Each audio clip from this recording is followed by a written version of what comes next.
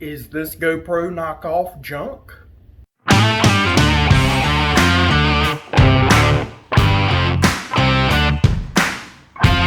Well, in a video a while back, the deep sea fishing video, I talked about the fact that I've got some new cameras, and one of them is a GoPro. So my wife bought me a GoPro 10, and I really appreciate it, and that's going to help us out a lot. Then I also bought this, and it said on the box it's a HAFGYKIO IP68, and then you open it up and the thing says Viran. I don't even know what this is. I don't think they know what it is. There's some things about this that I don't like, and there's some things we need to test out. So what we're going to do is I'm going to show you my Amazon video that I did where I did an unboxing, and so you'll see that, and then we'll come back and we'll talk about some issues, and then we'll do some testing. Alright, so this is an unboxing of my HAFGYKIO camera. So here we go. On the side tells you what it is.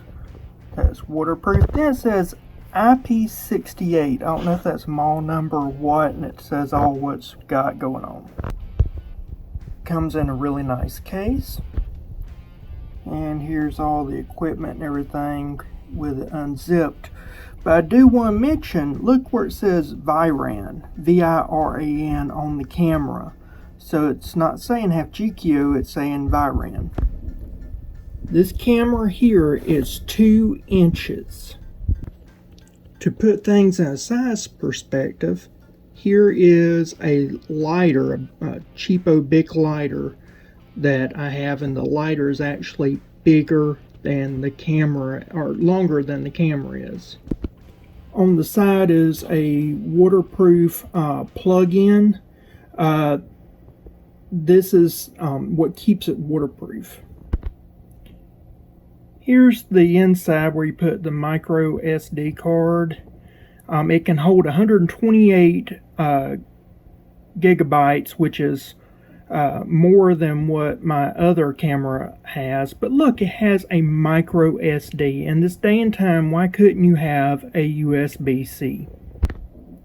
It does have a place where you can put it to a tripod or whatever. But I will note that if you'll look, you won't see anywhere that you can put a additional battery or install an additional battery. This is because it has an internal battery only, and it uses loop recording, which means once you've used up that card, it'll start erasing over what you recorded. And if you run out of battery power, it takes a good hour and a half to charge the battery, which that makes it pointless as an action camera for you to use for stuff like YouTube or any type of activity where you might be out all day on the water or in the woods. The instructions are super sparse and written in mice type. It does come with a remote control, but the remote control is not waterproof, so that's totally useless. On the front of the camera, you'll see right above the buttons there is a light, which is kind of neat. I think I paid like 40 bucks for this on Amazon Prime Week. It's already doubled in price. I would say this is about a $20 camera, maybe a $30 camera max. Really closer to 14 because it doesn't have a battery. I can't change out the batteries. If I could change out the batteries, it'd be worth it, but I just don't see the value in it. Well, as you saw, one of the things I don't like is the loop recording. So basically, if you don't have a big enough card, then it'll just re-record over it. I don't like that. This right here, you have an internal battery. I don't like that. I mean, really, what company that is doing action cameras has a built-in battery? I mean, if you do any type of content creation, you're going through 2, 3, 4 batteries a day if you're trying your best to get the best videos out there. Minimum 2 batteries. Very minimum. I don't know of any video I've ever done with my AKASO that didn't take at least 2 batteries. So I don't know why you can't get a battery for this and replace the battery. I do know it's super small, so I mean, the battery must take up at least half, if not almost all, of this camera. So that's crazy. It takes an hour and a half to charge this bad boy up. So let's do some testing. I'm gonna run out to a local boat dock. I've got some homemade lures I wanted to try out anyway. So we're going to test it out. It's getting about 7 o'clock, 8 o'clock at night. And so that means that we got a little bit of daylight, and then it's going to be getting dark. And I want to see what daylight looks like. I want to see what dark looks like. I want to see resolution at 1 or 4K. The default is 2.7K, I think is what they put down, which is weird. So 2K is like their mid, and then 180. So we'll try out different modes and see what they look like. I also want to see what the audio looks like. I normally do at 1080 when I'm doing my outdoor stuff. If I'm doing anything else, I'm using my cell phone, I normally do 4K. So we're going to see how that works. Maybe it'll work, maybe it won't, but we'll try the different functions, see what dark looks like, see what day looks like, see what audio looks like, and then I'll be back at the end of this video to give you my final analysis. Will this work? Well, I am beyond mad right now because I'm having to use this like I am a regular phone or something other. In fact, I don't have a holder, I don't have my harness, anything that this fits into. The only thing I could do is put this on a tripod, and that's it.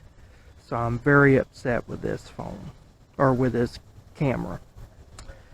So this is the video at 4K, 60 frames per second, and it's roughly 7 o'clock in the evening. This is at 2.7K frames per second. Again, roughly 7 o'clock in the evening, Central Time. This is 1080p at 60 frames per second, roughly 7 o'clock in the evening, Central Time. Alright, this is 1080p at 30 frames per second. And this is again roughly 7 p.m. Central Standard Time. Well, it's around 7:50, not quite 8 o'clock Central Time. And this is about as dark as most GoPros can handle, so I was wanting to see what this camera can do. Please pardon the background noise, a bunch of drunks here at this boat ramp and a bunch of other hoodlums. Okay, so this right here is 2.7K at 30 frames per second, and this right here is roughly about 7:50 Central Standard Time. This is roughly 7:50 p.m. Central Standard Time at 1080p, 60 frames per second. This right here is 7:50 p.m. roughly Central Standard Time at 1080p, 30 frames per second. Again, I just want to mention how livid I am that I'm having to hold this by hand. If I caught a fish or something right now, well, I mean, I couldn't video it because it doesn't fit in any standard harness or anything of that nature. So this is totally useless as an action camera. Okay, so it is now 8:10, almost 8:15 Central Standard Time, PM. And this is 4K at 60 frames per second. Alrighty, this is about 8:10, 8:50, something like that, PM Central Standard Time. And this right here is 2.7K at 30 frames per second. Alright, this is roughly, I'd say 8:10, 8:15, something other PM Central Standard Time. This is 1080p at 60 frames per second. Alright, so this is roughly 8:10, 8:15 PM Central Standard Time, and this is 1080p at 30 frames per second. So this is 4K 60 frames per second. It is 8:16 PM Central Standard Time. I'm just using a different setting, the cloudy setting, to see if maybe cloudy overcast does something with the lighting. Okay, again, this is 8:16 PM Central Standard Time. This is the cloudy setting at 2.7K at 30 frames per second. Okay, this is 8:16 PM, and this is 1080p 60 frames per second at the cloudy setting. Okay, again, just a little bit past 8:16 PM Central Standard Time, and this is 1080p at 30 frames per second using the cloudy setting. Okay, so this is auto. It's 8:20. I can barely see anymore. This background looks brighter than what I'm looking at. It also looks very grainy. I don't know how it's going to look on the camera or on the video when I do this. I do want to say something. I said something about the loop recording that I didn't like. I do want to say that you can turn off the loop recording, and so that's what I did do, is I turned off the loop recording on this, so it will not be filming over my stuff. So you do have that option, which makes me happy. But yeah, right now I can't hardly see anything. I can see grass and trees and stuff, but that's about it. I'm not thinking that if I took this out night fishing I'd be able to see too much, and it doesn't seem to have a night vision feature that I can use, which I wasn't expecting that, but it would have been a nice feature, you know, considering that it has so few features. If they offered that, it might be worth some of the money that they're wanting for it. So after I process this film, I'm not going to try to stay out anymore, but after I process this film, I'll do my final take on things. But I did want to show you the parking lot. So this is the parking lot. Not seeing much color balancing. The auto is giving me, at least on the screen, it looks a lot better than what I'm seeing. It seems a lot brighter, but a lot of the contrast seems to be lost. So I can see some things, but the sky is brighter, but the foreground is darker. I hope it doesn't show this on the finished video when I go to editing, but we'll find out. Anyway, I'm about to wrap this up and we'll do our final closing comments. Alright, it is now 8:30 Central Standard Time. I am leaving the boat ramp. The night fishermen are showing up, and the drunks have left, thank God. So I'm gonna let night fishermen have it. I will say that that small bit of recording at 4K, it caused that camera to get super hot to my hands. It should not be getting that hot, which means it would be overheating if I took it out in the field. That's troubling and problematic. So another issue I just wanted to log before we do the final talks. I looked at the footage. Some final thoughts.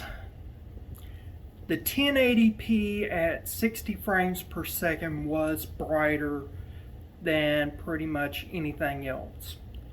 As it got darker, it was actually darker on the camera than what I was looking at. It made the background lighting brighter than what I was seeing and the foreground darker.